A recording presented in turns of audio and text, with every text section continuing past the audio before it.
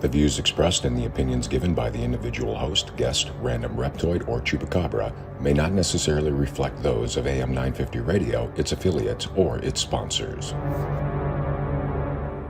Now, it's time to step into the unknown. The best of GhostBox Radio with Greg Bakun.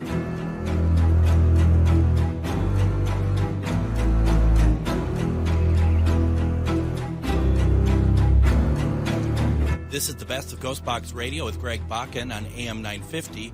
Tonight we're going to play parts of interviews from 3 different guests. We've had some amazing people appear on the show, and we think that they should be heard from again. Enjoy the show. I'm very happy right now. I have with me Scott Michaels, Dearly Departed podcast, Dearly Departed YouTube channel, a lot of great content. Also, check out findadeath.com. Yeah, I mean, Scott said that he hasn't updated it recently, but there are hundreds of people to look up and read about on there. Scott, do you want to take some questions and see what's out there? Happy to, Greg. Let's do it. First of all, because I have lots of questions, but I think I'd rather have some of these fans who keep saying stuff like Scott's the best guest and has so many wonderful stories to share. The chat has just been filled with all of that. Heather does ask, did you know that Tiny Tim is buried in Minneapolis? I think he's actually buried in this radio station, as it happens. No, he's not. But well, actually, I do, because I have the receipt from his grave purchase that his widow had. I actually got the cemetery receipt for payment of Tiny's grave. So yeah, I am familiar with that one. Thank you. How do you have this? Why do you have this? I love it. That was a donation, actually, because I love Tiny Tim. I have a lot of Tiny Tim memorabilia, and there was someone who was friends with Tiny Tim's widow and said, "I have these unusual items. Would you like them? I'd be happy to donate them."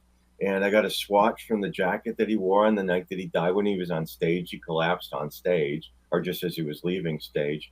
And I got these wonderful, bizarre items, which is really appropriate for Tiny Tim because he was such a wonderful and bizarre guy. Now, if someone is a death hag, is it when they actually provide information about anyone who passed, any stars that passed, or is it just something that anyone could be a death hag?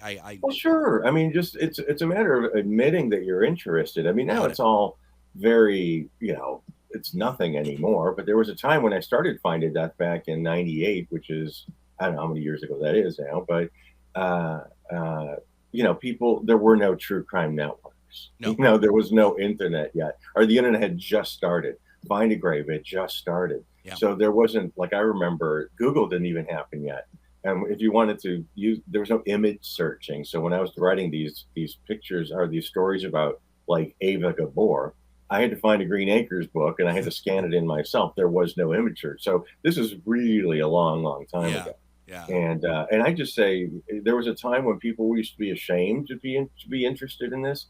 Now, they would buy their true crime magazines to kind of hide it in the back of their grocery bag. Now there's 24/7 networks, so you don't have to be afraid or to admit it. But back then it was a little bit, it was a bit edgy to say you were interested in that. I mean, because I wasn't sure if you had to be like involved with something to actually become a death hag. Because I think to myself, do I have anything that I could be close to being of that ilk? And the closest I ever got was I dated one of the secretaries of Paisley Park, and so we had seen one of Prince's notorious like 2:30 in the morning shows or whatever. But wow. I dated her after she left Paisley Park. But she told the stories of you. These are true stories that you were not allowed to look at him. You are not allowed. Like when he would walk in the room, like Majesty. You'd put your head down and not look directly at him, and the drug abuse and all that stuff that was rampant back in 98, 99. So it was really interesting, and somewhere there is, in a vault somewhere, there's that elevator footage of him Hmm. collapsing and dying. You know, Yeah, yeah, does that yeah. stuff? That's fascinating, I mean, those are kind of, she's confirming with you what we kind of Yeah, already knew about him. And then you hear these other stories about him with the basketball games, the crazy basketball games, like Charlie Murphy told the story about that, and then you hear about just the bizarre behavior, which I love. It's just that extreme behavior. How he wore his, didn't he wear his like high heeled boots when he was playing totally, basketball? absolutely, I love that absolutely. kind of stuff. It's so, the extreme always makes an impression. And are you interested in and this is kind of a weird question. Are you interested in the footage of some of these things, like the Prince footage, other stuff? And I ask that because I thought I was, and then shortly after Michael Jackson passed away, that someone leaked out that footage from that Pepsi commercial where he starts on fire, and it's like, oh wow, this I kind of I'm curious to see what it was. I watch it, and it's far worse than anything that like had been recreated in the Michael Jackson biofilms and stuff like that. And I thought, oh, that. I guess I went too far this time. I think I went a step too far in my interest in these things. Well, yeah, I guess, I mean, and fair enough, you know your own boundaries. Yeah. I've always said that I don't want to see a picture of somebody getting run over by a train. I have no interest in that. Hmm. However, if Marilyn Monroe was hit by a train, I'd watch. I would, if Yep. I had the opportunity to see because I'm curious. I want to see that. So, I don't want to see people get beheaded. That's the most horrible thing to watch. Innocent people, those terrible things happening to people. But I have seen that, and I regret looking at it. However, if it's somebody that's well known, it's part of the package. Yeah. I think, and it could be considered invasion of privacy, but they're public figures, so there's a fine line, and I know I dance all over that line back and forth. So, And a close one to that also is like the Paul Walker footage mhm. of like the crash. I mean, I Yeah. don't know if there's actually footage of the crash per se, but I mean, you get enough of it. Yeah, there are photos. I mean, there is a photo that's out there that's definitely of him afterwards in the car still. It's And on your page, isn't it? Isn't it in oh, it his? probably I is think I actually. think it Yeah. because I think you actually and folks, once again, if you don't like hearing this type of stuff, this might not be the episode to listen Yeah. to. But you actually have it where you like out you outline Yeah. Well, him. no, because it's a fact. I mean, we're not dressing it up. It's a No, death no, this happened. is where Paul Walker is on Yeah, in and that here car. he It's is. If you want to melted. see it, here. But if you don't. Yeah, And take responsibility for your own actions. Don't blame it on somebody else if you saw something you don't want to see. exactly. And don't look at it if you don't want to. It doesn't matter to me. But for those that do, I think it's a worthy. I think it's a curiosity that deserves to be acknowledged. And there's a lot of us out there. There's just a lot of us out there who really love this stuff. Okay, I know this story, but Karen's asking for you to tell it again, and I think it is a great one. I was just thinking about this, the story of buying D. Martin a beer, and also is his old house in Palm Springs renovated yet? The house, Troy and I drove past the house probably 2 or 3 weeks ago. And the only thing that's different is, the trees have been, I think one or two trees are gone, and there's a fence around it now, one of those temporary chain link fences with the green tarp over it. So there was some movement, but not within the house. The house is boarded up a little bit more. Mm. I'm pretty sure the house has been sold. Well, and they're going to do something with it. I'm pretty sure those fences there probably because of me. And again, I didn't set out to upset anybody, but I walked around the house with a camera because I want to see D. Martin's house. Hmm. And that video has gotten like 2 million views. So yeah, I feel a little guilty, but I was only providing a service, and I thought it was an interesting service. And D. Martin was a nice guy, and I didn't know him, but I met him, and when I first moved to LA in the early '90s, Dean Martin would go to this restaurant called the Hamburger Hamlet, Hmm. and he would watch the baseball game on Sunday afternoons, and you would set your watch by him. 1 o'clock on Sunday afternoons, he and his a chauffeur or assistant he would, walk in with Dean. Dean would sit down at the table, and an assistant would, go and leave, and Dean would have his dinner, or I should say lunch. And I would take people there to see him when my sister came to visit, and we went to go see Dean Martin. We never bothered him, but it was just something how cool is this? We get to go see Dean Martin when we want to. And but one day I decided I wanted to meet him, and I went alone, and I sat at the bar, and I sat at the one seat at the bar that blocked his table's view of the baseball game. I knew he would be able to see it, and so I sat there, and he came in, and he tapped me on the shoulder after a couple of minutes and asked me if I wouldn't mind moving. And I said, yeah, sure, no problem. And I did, and the bartender came over and said, Mr. Martin would like to buy you a drink. And I got a beer, which I saved the bottle. And I walked over to him, shook his hand, and talked to him for a second. I mentioned Marilyn Monroe. I mentioned Sharon Tate, because it was my moral obligation to do that. And, just to get a comment, they were very nice nice women, or something to that effect. There was nothing of any depth to it, but it was just my moral obligation to mention those two names with Dean Martin. And he was terrific. So, now I have that story, and the beer bottle. And I don't think it is hyperbole to say that they don't have them like him anymore, right? I mean, I think it's especially based on your own experience, that there aren't people. There's nice people out there, nice stars. I understand that, but that is truly a different era altogether. That doesn't exist anymore. They had a track record. They've been around for a really long time. They had, hit movies. They had recordings that we knew.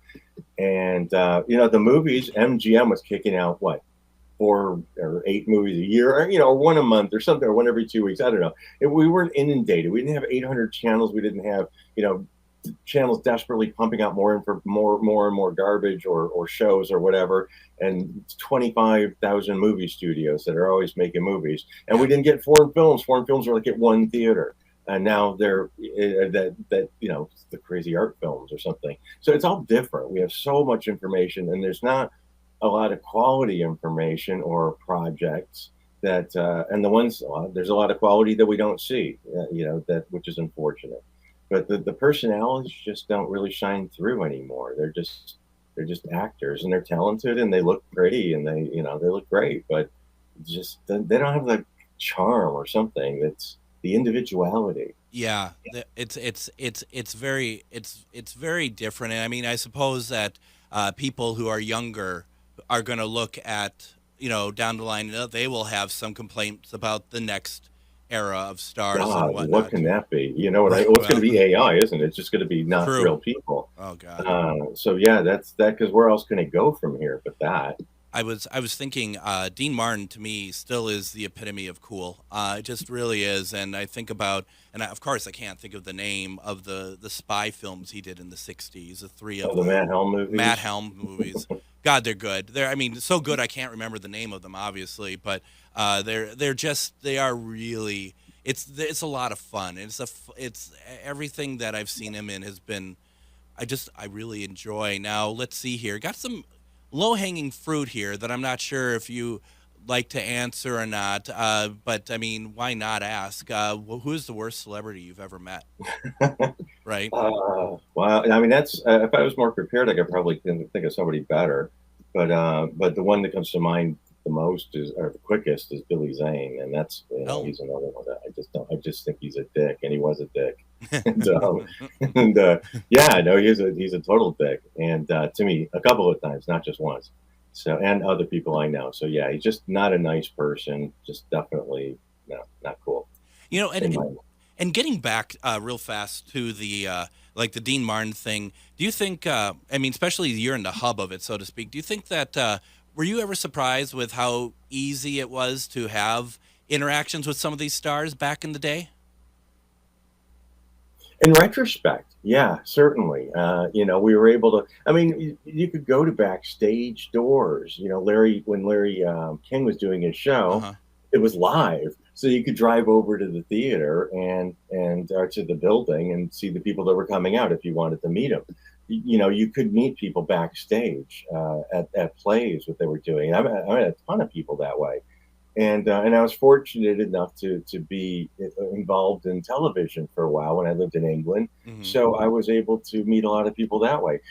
Things are different now. I remember back in the 90s when I first moved to LA, we would go garbage picking at celebrities' houses. I never claimed to be classy in any way, so I really don't care. I gave up defending myself a long time ago too, because I just figured, you don't like me, that's cool. Yeah. You are listening to the best of GhostBox Radio with Greg Bakun. Remember, you can hear full past episodes, see upcoming events, and order books of the authors we have on the show by going to GhostBoxRadio.com. Don't forget to like us over on Facebook, look us up at GhostBox Radio with Greg Bakun, and finally, please consider supporting me on Patreon. We have a special, unique audio content that you'll not find anywhere else, plus special episodes. On Patreon, you can find me as GhostBox Radio with Greg Bakun. We'll be back with another guest after the break. You're listening to GhostBox Radio on AM 950.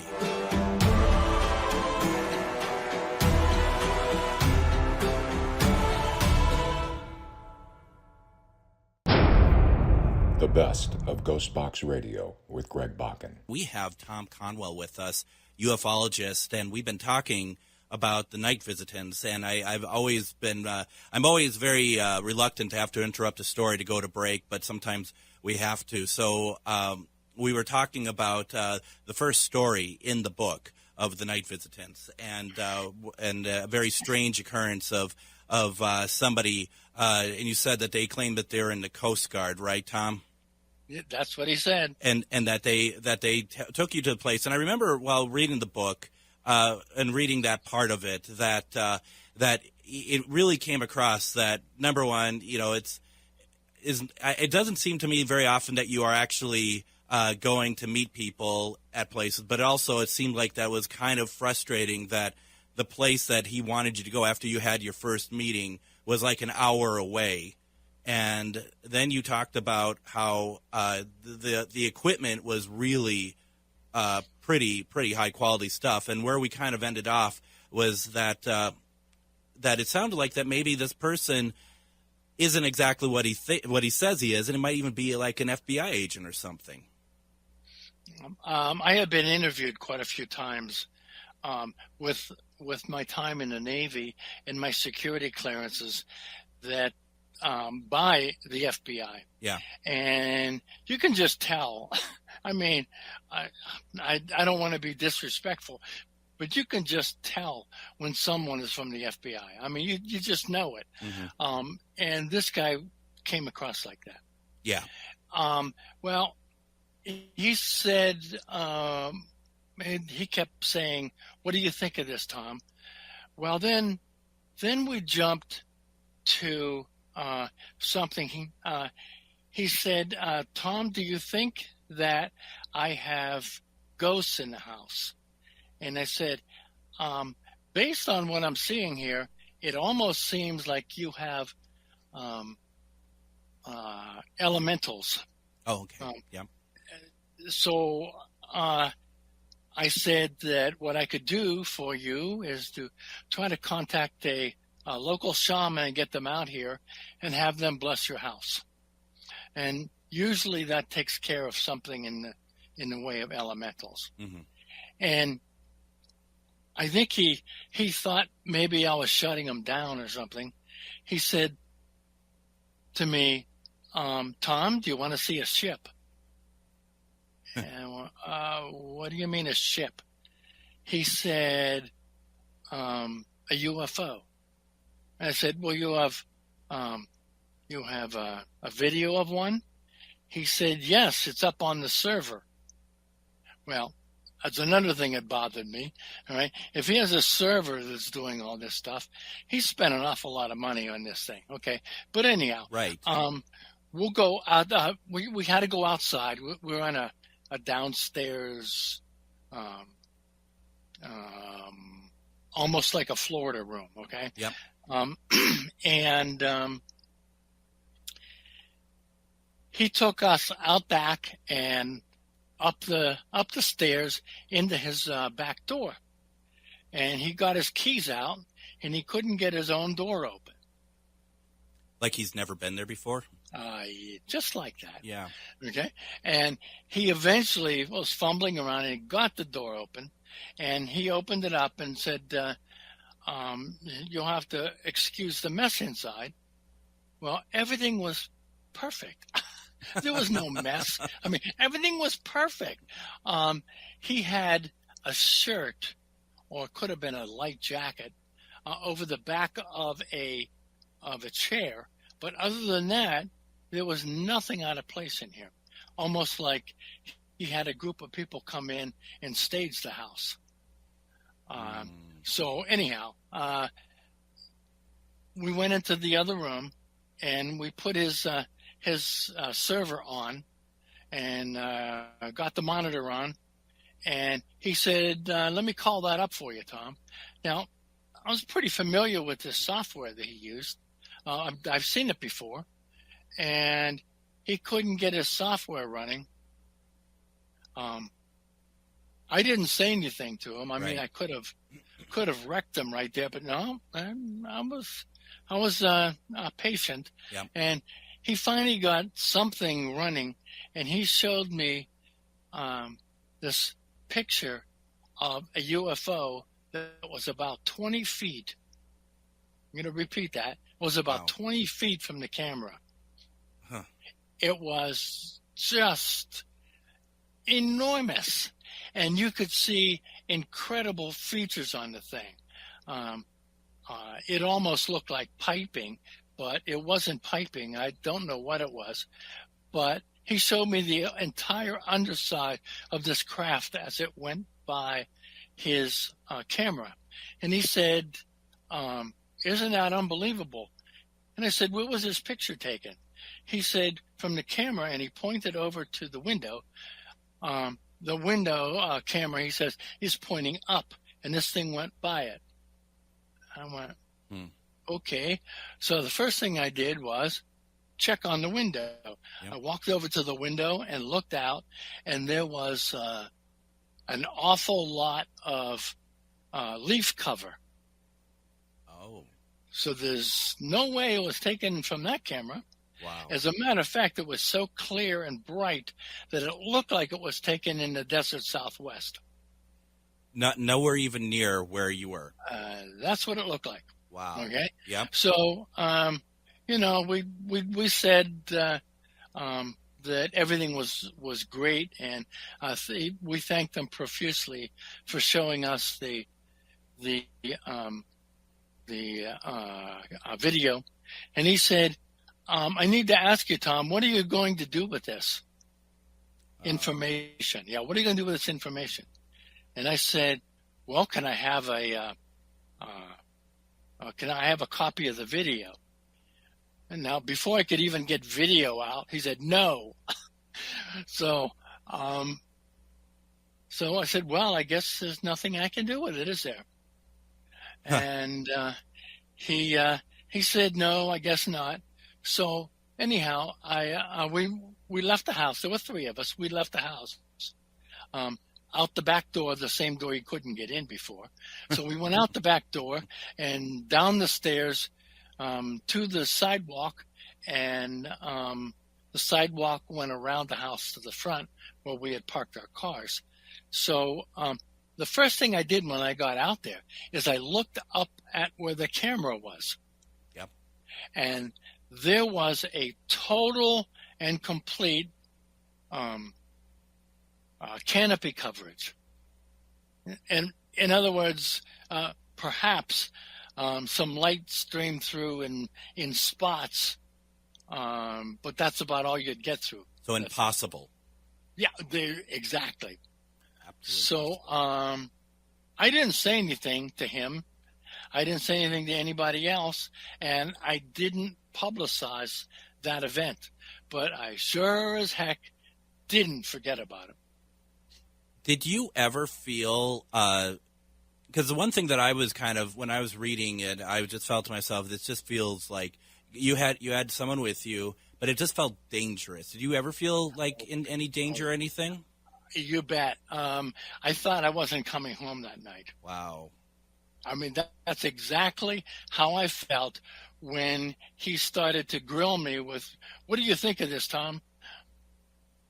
Yeah, that was my first thought. You got to wonder what would have happened when he said, "What are you going to do with this?" And say that you were like, "Well, I'm going to maybe not write something that leaves your name out of it, or something, or just anything." You got to wonder what the purpose was and what they wanted to do with you. That's frightening.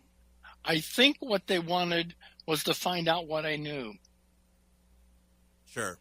And they wanted me to spill everything, because when I wrote the blogs that I later turned into a book, Going Interstellar, mm-hmm. when I wrote these blogs, they got a little bit technical at times. But what I tried to do is, when there was a highly technical subject, I tried to get super simple so that everybody could pick up this book and read it and understand where I was coming from. So, and also what I did was I kept the price of this book artificially low so that everybody could buy it, that there'd be no excuse. And you know what I'm going to do? I think, is this available on Amazon? Yes, it is. Because I'm gonna go ahead. What I do, Tom, is on GhostBoxRadio.com. I do what's called the GhostBox Book Club, and I'll add that to it for people who it's just easy for people to go and see all the authors we have on, and they can find your book and order it as well. So Wonderful. It's just nice and easy. You know, this is really something. And you know, one of the things that Anna Maria talked about when we had our conversation was the non-alien entities, and you had talked about elementals. She had talked about stories with something that could well have been like a Sasquatch or something, also like possibly a reptoid. Is this something that's in your wheelhouse in terms of not surprising, or was that even surprising to you? Well, that was kind of surprising to me when I had read it.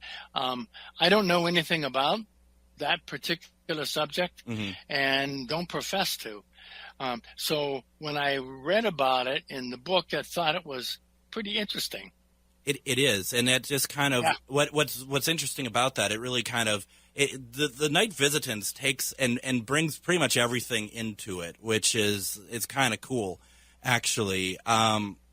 As far as your experience, though, and kind of getting away from the book per se, but your own experiences, you get these messages, you relay them. Do you ever see who's giving you those messages? No, and I have been asking at night mm-hmm. that it's time that we meet. I'd like to talk with you. So one of the things that happened to me was a dream that I had. I suspect it wasn't a dream. I think they influenced it. But I found myself walking down a path in the fall, mm-hmm. and it was damp outside. And well, because it was the fall, all the leaves had fallen down. And as I'm walking, the leaves are sticking to my feet. And I walk out and around a corner, and there was this white egg-shaped ship. Oh. It was only about 6 feet tall. And there was a guy sitting outside of it. And as I walked up toward him, I realized I couldn't look at him. He was made out of light, and he was just brilliant. I couldn't even see him. I could just see the peripheral of him. And he said to me, we would like to borrow your energy so you can heal the person who's my shipmate, the person with me on the ship. Mm-hmm. And I said, is this your ship right here? And he said, yes. And I remember looking at it. The thing was only 6 feet high. How the heck could he be flying in a ship that's only 6 feet high? Right. And he was about 5 feet. So that's cramped. What the heck was that, you know? So he said, why don't you come on the ship, and my friend will tell you what you need to do. So, well, since this was a since this was a dream, I said, sure, I'll come on the ship. So I walked onto the ship, and as soon as I stepped inside this thing, I looked around, and it was, well, huge. Bigger on the inside than out, huh? Oh, my goodness sakes. It was absolutely huge. Yeah. And he walked me over to where his friend was lying. He was lying down, and he said to me, just stand there while I use your energy, and you can heal me. Wow. And I remember standing there for some short period of time, and then he got up, and he was fine. And he said, I want to thank you very much for sharing your energy with me. Perhaps we'll meet again. So he walked me off of his ship, down the little stairway, and I started walking toward my house, and bingo, I woke up in bed. And the first thing I did when I woke up in bed is I reached down for my feet, because I knew that there were leaves stuck to my feet. But my feet were slightly damp, or maybe that was just me, but there were no leaves on my feet. Wow. Which would have been interesting. But it was that real, Greg. You are listening to the best of GhostBox Radio with Greg Bakun. Remember, you can hear full past episodes, see upcoming events, and order books of the authors we have on the show by going to GhostBoxRadio.com. Don't forget to like us over on Facebook, look us up at GhostBox Radio with Greg Bakun, and finally, please consider supporting me on Patreon. We have a special, unique audio content that you'll not find anywhere else, plus special episodes. On Patreon, you can find me as GhostBox Radio with Greg Bakun. We'll be back with another guest after the break. You're listening to GhostBox Radio on AM 950.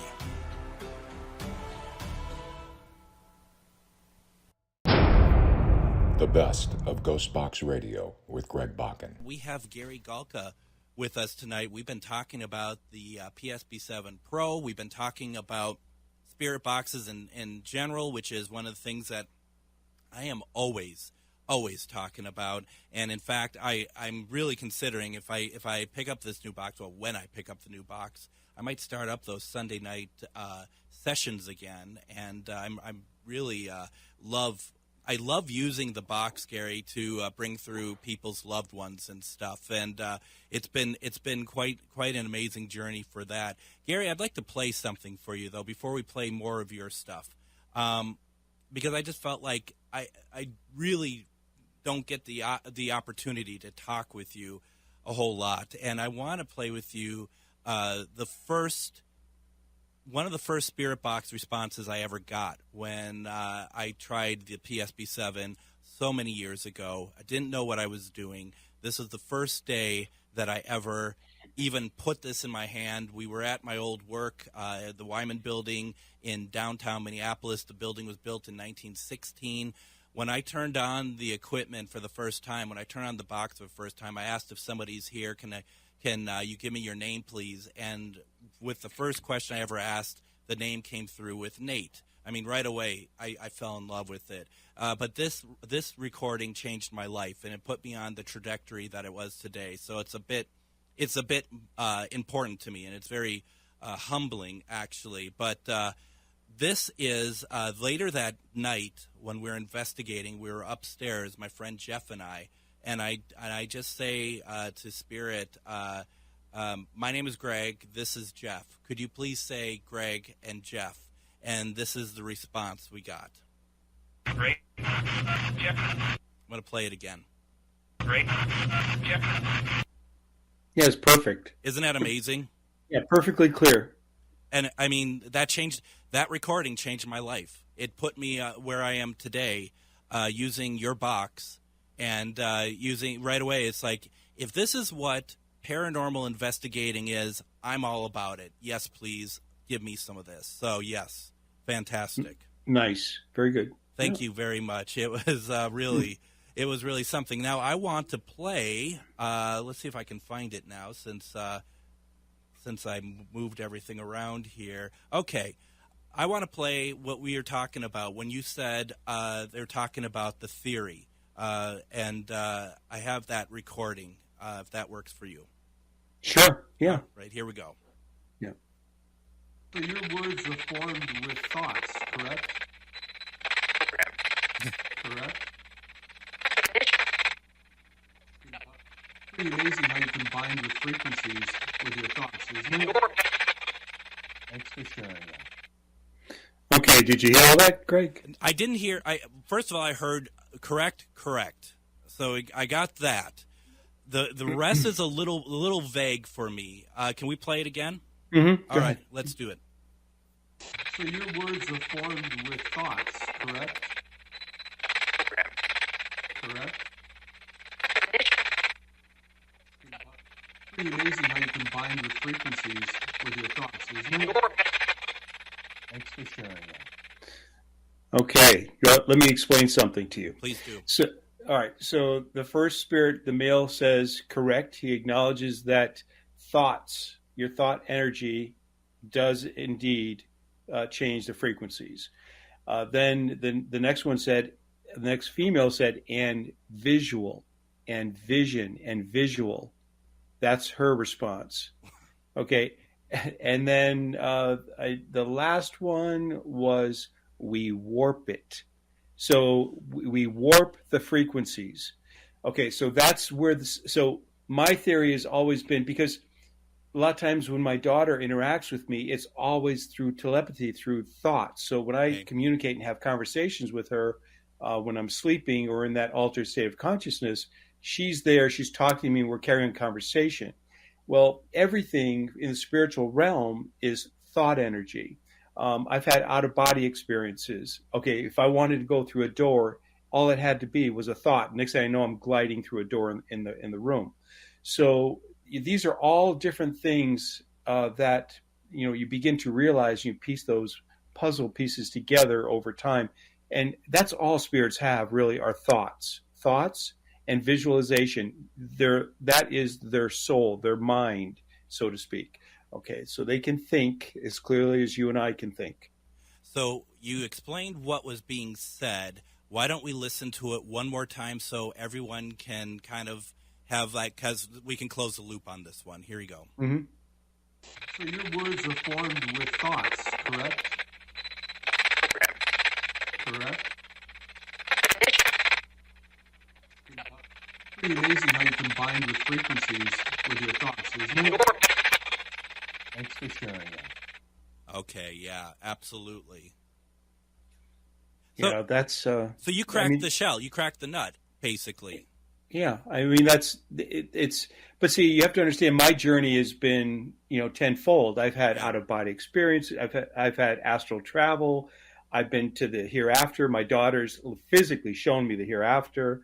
I've had so many communications with loved ones through my mind while I'm sleeping, and in altered states of consciousness. So, this to me, when I talk to spirits, they're not really spirits to me. Okay, they're people. Yep. They're people in spirit form. So I treat them with the same level of dignity and respect I would teach or treat you, and I teach them the same types of things with my equipment that I would teach somebody who's learning Spirit Box for the first time.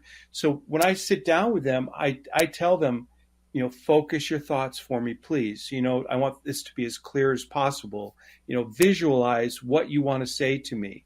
So I've had responses from Spirit saying, Gary's teaching us something.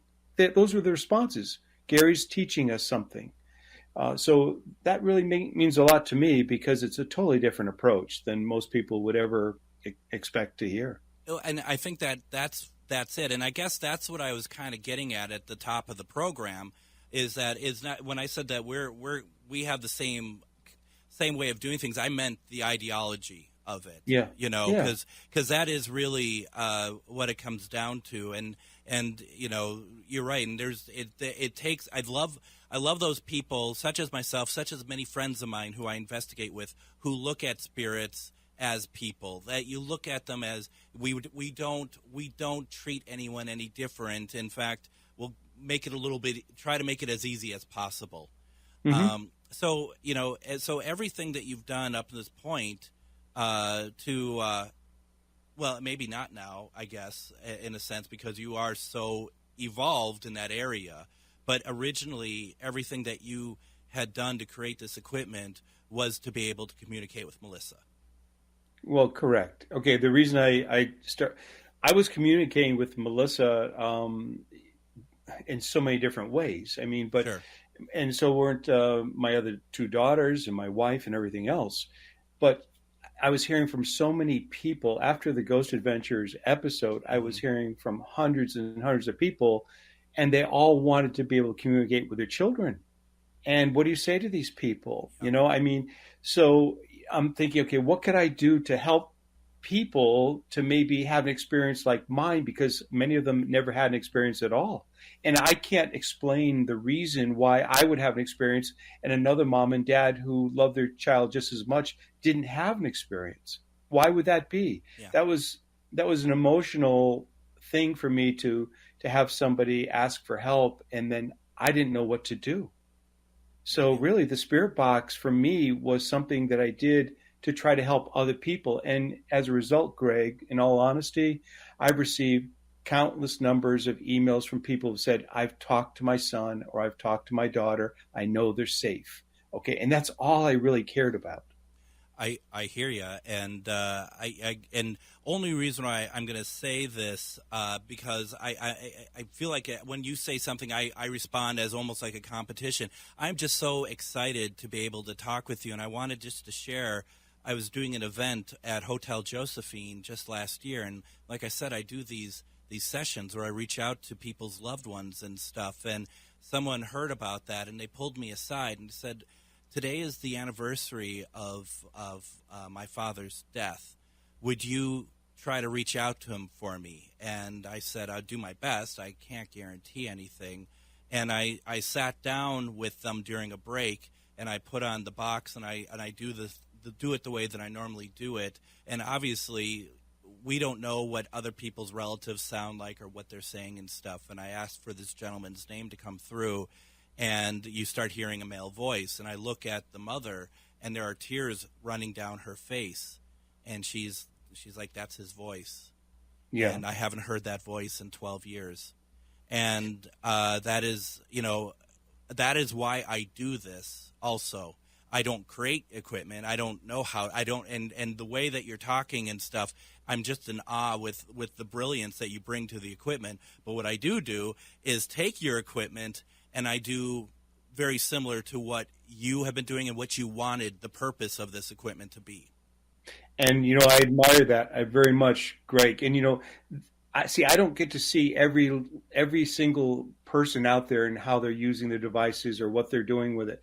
But when I hear that kind of a story, okay, then I know that I've done the right thing. Yeah. Over time, I've been selling this thing for 15 years, and there are many, hundreds of thousands of SB7s all over the world.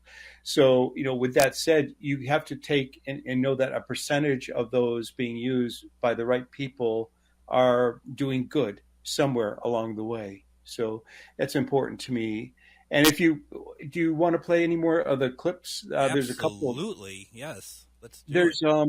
There's one there with the SB7 Pro where I ask him, how are you doing today? And he says, I'm feeling pretty good. Got it. Do you see that one? I got it. Let's. Boy, you're fast. You know what? That's the name of the game around here, right? So, do you want to set it up, or do you just want us to play it? Well, what was happening is I was just getting ready to alter some of the software. I was just changing some of the sweep speeds, and I was sitting down. And I don't do sessions like you're thinking about.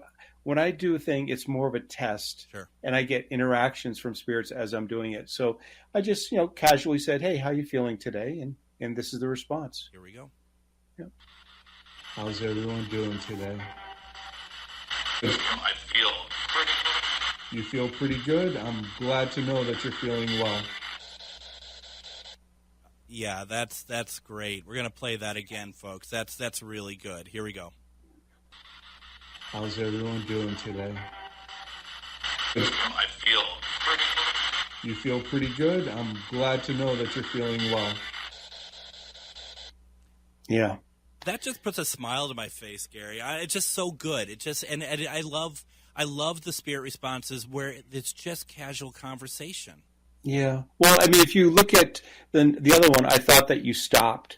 At first, when I heard this girl come on, I thought it was Melissa. But then, because it almost sounds like her voice, but it wasn't. But what had happened was I was, again, doing some experimentation with the box. And such a beautiful voice that comes through. It's very different if you listen to it. Let's play it, and then we got to wrap up because we're almost out of time. But let's play this real fast.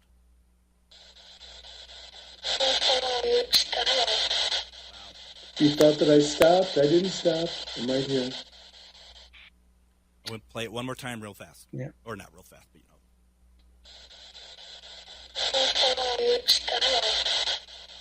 You thought that I stopped? I didn't stop. I'm right here. So I had been running the device, and I had paused to do something else. And when I started back up, the girl goes, I thought that you stopped, like that you stopped running your test. It was just a very nice voice. It is. For folks who want to pick up the box, can they just go to pro-measure.com and order it there, or? Yep, pro-measure.com. Take a couple questions here real fast. Brad has asked a question for Gary. Have you ever thought about releasing a kit version for spirit boxes for people who want to put them in custom enclosures, like a basic spirit box board with not as many features? Well, okay. I take that as a no. Yeah, well, Brad, to be honest with you, the stuff that I create, especially the newer stuff, it's a fairly complex design. And, many of the things that I have are software intensive. So, I mean, if somebody wanted a circuit board just to put it into their own enclosure, I mean, you could certainly do that. You just have to buy the product. You are listening to the best of GhostBox Radio with Greg Bakun. Remember, you can hear full past episodes, see upcoming events, and order books of the authors we have on the show by going to GhostBoxRadio.com. Don't forget to like us over on Facebook. Look us up at GhostBox Radio with Greg Bakun. And finally, please consider supporting me on Patreon. We have a special, unique audio content that you'll not find anywhere else, plus special episodes. On Patreon, you can find me as GhostBox Radio with Greg Bakun.